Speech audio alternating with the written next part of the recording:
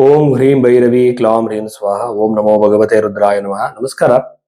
ರಾಶಿ ಭವಿಷ್ಯಕ್ಕೂ ಹೋಗಕ್ಕಿಂತ ಮುಂಚೆ ಕೆಲವರು ವಿಚಾರಗಳ ಬಗ್ಗೆ ಹೇಳ್ಬೇಕಾಗಿದೆ. ಏನಂದ್ರೆ, ಮೊದಲನೇದಾಗಿ ನಿಜವಾದ ಜ್ಯೋತಿಷನ ಕಂಡಿಡೋದನ್ನ ಜನ ತಿಳ್ಕೊಬೇಕಾಗಿದೆ. ಯಾಕೆಂದ್ರೆ ಜ್ಯೋತಿಷದಲ್ಲಿ ಮೋಸ, ಆಮೇಲೆ ವಶೀಕರಣ ಮಾಡ್ಕೊಡ್ತೀನಿ ಅಂತ ಮೋಸ ಮಾಡ್ತಾರೆ. ಆಮೇಲೆ ಇನ್ನ ಬೇರೆ ಬೇರೆ ತರದ್ದು ದೊಡ್ಡ ದೊಡ್ಡ ಪೂಜೆಗಳನ್ನ ಸಜೆಸ್ಟ್ ಮಾಡ್ತಾರೆ. ಎಲ್ಲ ಜ್ಯೋತಿಷದಲ್ಲಿ ಇಲ್ಲ. ಮೊದಲನೇದಾಗಿ ನ್ಯೂಮರಾಲಜಿ ಪ್ರಕಾರವಾಗಿ ಆಮೇಲೆ ಟ್ಯಾರೋಟ್ ಕಾರ್ಡ್ ಆಗಿರ್ಬೋದು, ಅಥವಾ ಹಸ್ತ ಸಾಮುದ್ರಿಕೆಯಲ್ಲಿ ವೆಸ್ಟರ್ನ್ ಪಾಮಿಸ್ಟ್ರಿನ ಇಂಡಿಯನ್ ಪಾಮಿಸ್ಟ್ ಅನ್ಕೊಂಡು ಈ ತರದಲ್ಲಿ ಯಾವ್ದು ಕೂಡ ಭವಿಷ್ಯ ನಿರೂಪಣೆ ಮಾಡೋಕ್ ಆಗಲ್ಲ. ನಮ್ಮ date of birth, time, place correct ಆಗಿರ್ಬೇಕು, ಲಗ್ನ ಕರೆಕ್ಟ್ ಆಗಿರ್ಬೇಕು. ಲಗ್ನ ಮಿಸ್ಟೇಕ್ ಆಗೋ ಸಾಧ್ಯತೆಗಳಿರುತ್ತೆ, ಯಾಕಂದ್ರೆ ತುಂಬಾ ಬೇಗ ಬದಲಾವಣೆ ಆಗುತ್ತೆ. ಇದನ್ನ ಕಂಡುಹಿಡಬೇಕು ಅಂದ್ರೆ ನಿಮ್ಮ ಜೀವನದಲ್ಲಿ ಹಿಂದೆ ನಡೆದಿರೋ ಘಟನೆಗಳನ್ನ ಆತ ಹೇಳ್ಬೇಕು. ಹೇಳಿ ಆ ಲಗ್ನವನ್ನ ತಿದ್ದಿ ಮುಂದಿನ ಭವಿಷ್ಯವನ್ನು ಹೇಳ್ಬೇಕಾಗತ್ತೆ. ಹಿಂದೆ ನಡೆದಿರೋ ಘಟನೆಗಳನ್ನ ಕಂಪಲ್ಸರಿ ಹೇಳ್ಬೇಕಾಗತ್ತೆ. ಅಂದ್ರೆ ಅಕ್ಯುರೇಟ್ ಅಂತಲ್ಲ, ಒಂದು ಟೈಮ್ ಪೀರಿಯಡ್ ಅಲ್ಲಿ ಈ ತರ ಘಟನೆಗಳು ನಡೆದಿರೋ ಸಾಧ್ಯತೆ. ಯಾಕೆಂದ್ರೆ ಲಗ್ನವನ್ನು ಕಂಡಿಡಿಯಕ್ಕೆ ಇವೆಲ್ಲ ಮಾಡ್ಕೊಂಡ ಮೇಲೆ ಪೂಜೆಗಳನ್ನ ಸಜೆಸ್ಟ್ ಮಾಡುವಾಗ ಬೃಹತ್ ಪರಾಶರ ಹೋರಾಶಾಸ್ತ್ರದಲ್ಲಿ ಯಾವುದೇ ಒಂದು ನಿಮಗೆ ರಮಲಶಾಸ್ತ್ರ ಆಗಿರ್ಬೋದು, ಇನ್ನೊಂದಾಗಿರ್ಬೋದು, ಇದ್ಯಾವುದು ಕೂಡ ಅದ್ರಲ್ಲಿ ಉಲ್ಲೇಖ ಇಲ್ಲ. ನಿಮಗೆ ಆ ಜ್ಯೋತಿಷದ ಪ್ರಕಾರವಾಗಿ ಅಂದ್ರೆ ಬೃಹತ್ ಪರಾಶರ ಹೋರಾಶಾಸ್ತ್ರ ಮೈನ್ ಗ್ರಂಥ ಆಗಿರೋದ್ರಿಂದ ಅದರಲ್ಲಿರೋ ಪರಿಹಾರಗಳು ಬಂದು ಬಹಳ ಸಿಂಪಲ್. ಮಂತ್ರ ಜಪ, ದಾನಗಳು, ಸ್ತೋತ್ರಗಳು, ಇದು ಮಾತ್ರ ಇದೆ. ಇದನ್ನ ಯಾರು ಬೇಕಾದ್ರೂ ಮಾಡ್ಬೋದು, ಪ್ರತಿಯೊಬ್ಬ ವ್ಯಕ್ತಿ ಕೂಡ ಮಾಡ್ಬೋದು, ಯಾವುದೇ ಭೇದ ಭಾವ ಇಲ್ಲ. ಸೊ ಈ ಬಗೆಯಲ್ಲಿ ಹೋಗ್ಬೇಕೆ ಹೊರತು ಕಾಳ ಸರ್ಪ ದೋಷ ಅನ್ನೋದು ಜ್ಯೋತಿಷದಲ್ಲಿ ಇಲ್ಲ. ಆಗ್ಲಿ ಕುಜ ದೋಷದ ಬಗ್ಗೆನೂ ಡಿಬೇಟ್ಸ್ ಇದೆ, ಪಿತೃದೋಷದ ಬಗ್ಗೆ ಡಿಬೇಟ್ಸ್ ಇದೆ. ಇದೆಲ್ಲ ಕೂಡ ಯಾವ್ದು ಇಲ್ಲಿರೋ ದೋಷಗಳನ್ನ ಹೇಳಿ, ಈಗ ಮೊನ್ನೊಬ್ಬರು ಹೇಳ್ತಿದ್ರು ಅದ್ಯಾವುದೋ ಒಂದು ದ್ವಿಕಳತ್ರ ಯೋಗ ಇದೆ ಅಂತ. ಇವೆಲ್ಲ ಜ್ಯೋತಿಷದಲ್ಲಿ ಎಲ್ಲಿದೆ ಅಂತಾನೆ ಗೊತ್ತಿಲ್ಲ, ಸುಮ್ಮನೆ ಎದುರಿಸ್ತಾರೆ. ಸೊ ಆತರ ನಂಬಬೇಡಿ. ಜ್ಯೋತಿಷ ಅಂತಂದ್ರೆ ನಿಮ್ಮ ಜೀವನದಲ್ಲಿ ಒಳ್ಳೇದು ಕೆಟ್ಟದ್ದು ಟೈಮ್ ಪೀರಿಯಡ್ ನ ಮಾತ್ರ ಹೇಳ್ಬೋದು. ನಿಮ್ಮ ಹಣೆ ಬರವನ್ನ ಕಂಪ್ಯೂಟರ್ ಚೇಂಜ್ ಮಾಡಕ್ಕೆ ಯಾರಿಂದಲೂ ಸಾಧ್ಯ ಇಲ್ಲ. ಸೊ ಇದನ್ನ ಗಮನದಲ್ಲಿ ಇಟ್ಕೊಳ್ಳಿ. ಜ್ಯೋತಿಷದ ಪ್ರಕಾರವಾಗಿ ಒಳ್ಳೆಯ ಕೆಟ್ಟ ಟೈಮು ಮತ್ತೆ ಅದನ್ನ ನ್ಯೂಟ್ರಲ್ ಮಾಡೋದಕ್ಕೋಸ್ಕರ ಕೆಲವು ಸಿಂಪಲ್ ಪರಿಹಾರಗಳನ್ನು ಜ್ಯೋತಿಷ ತಿಳಿಸ್ತಾರೆ. ಸೊ ಈ ಬಗ್ಗೆಯಲ್ಲಿ ಜಾತಕ ನೋಡ್ಸೋದಕ್ಕೆ ನೀವು ಭೈರವಿ ಆಸ್ಟ್ರೋದಲ್ಲಿ ನಿಮ್ಮ ಜಾತಕವನ್ನ ತೋರಿಸಬಹುದು. ಈ ಕನ್ಸಲ್ಟೇಷನ್ ತಗೊಳ್ಬಹುದು. ವೃಶ್ಚಿಕ ರಾಶಿ 2026 ಫೆಬ್ರವರಿ 22ನೇ ತಾರೀಕಿನ ನಂತರದಲ್ಲಿ ವೃಶ್ಚಿಕ ರಾಶಿಯವರಿಗೆ ವಾರ ಫಲದಲ್ಲಿ ನಾವು ನೋಡೋದಾದ್ರೆ ಬಹಳ ಮುಖ್ಯವಾಗಿ ನನಗೆ ಅನಿಸ್ತಾ ಇರುವಂತದ್ದು ಅನವಶ್ಯಕ ಪ್ರಯಾಣ.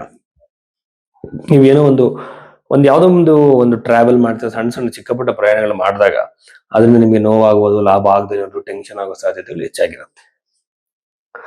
ಚತುರ್ಥ ಭಾವದಿಂದ 4 ಗ್ರಹಗಳು ನೋಡಿದ್ರೆ ರಾಹು, ಶುಕ್ರ, ಬುಧ, ಸೂರ್ಯ ಇವೆಲ್ಲ ಮಲ್ಟಿಪಲ್ ಒಂದು ಘಟನೆಗಳನ್ನ ಕೊಡುವಂತಹ ಗ್ರಹಗಳು. ಇದರಲ್ಲಿ ನನಗನ್ನಿಸ್ತಿರೋದು ಪ್ರಾಪರ್ಟಿ ಖರೀದಿಗೆ ಸಂಬಂಧಪಟ್ಟಂತೆ ವೆಹಿಕಲ್ ಆಗಿರ್ಬೋದು, ಪ್ರಾಪರ್ಟಿ ಆಗಿರ್ಬೋದು, ಲ್ಯಾಂಡ್ ಆಗಿರ್ಬೋದು, ಮನೆ ಆಗಿರ್ಬೋದು, ಎಸ್ಟೇಟ್ ಆಗಿರ್ಬೋದು, ಖರೀದಿಗೆ ನೀವು ಪ್ರಯತ್ನ ಮಾಡ್ತಿದ್ರೆ ಅನಾಯಾಸವಾಗಿ ಆಗತ್ತೆ.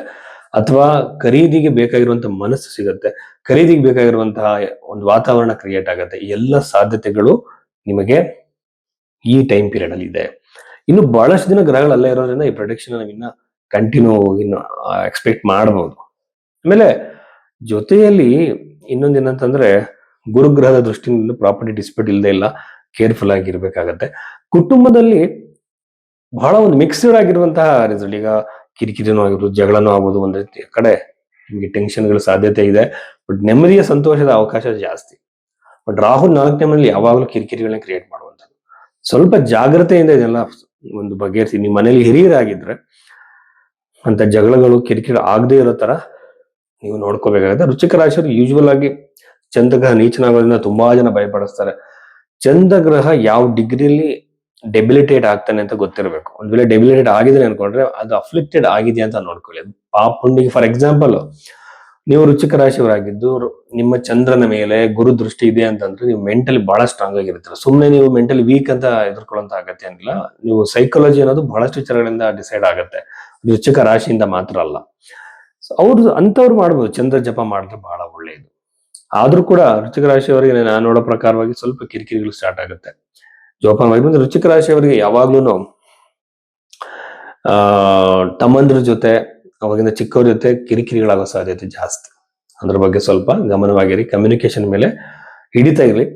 ಉದ್ಯೋಗದಲ್ಲಿ ಕೇತು ಗ್ರಹ ಇರೋದ್ರಿಂದ ಖಂಡಿತವಾಗಲೂ ಹೊಸ ಜಾಬ್ಗೆ ಪ್ರಯತ್ನ ಮಾಡೋದ್ರಲ್ಲಿ ಸ್ವಲ್ಪ ವೆಯ್ಟ್ ಮಾಡೋದು ಒಳ್ಳೆಯದು. ನಿಮ್ ಜಾತಕದಲ್ಲಿ ಒಂದ್ಸಲ ನೋಡ್ಕೊಳ್ಳಿ. ಜಾತಕದಲ್ಲಿ ಏನಾದ್ರೂ ನಿಮಗೆ ನೆಗೆಟಿವ್ ಆಗಿರುವಂತಹ ಕಾಂಬಿನೇಷನ್ ದಶೆ ನಡೀತಿದೆ ಅನ್ಕೊಳ್ಳಿ.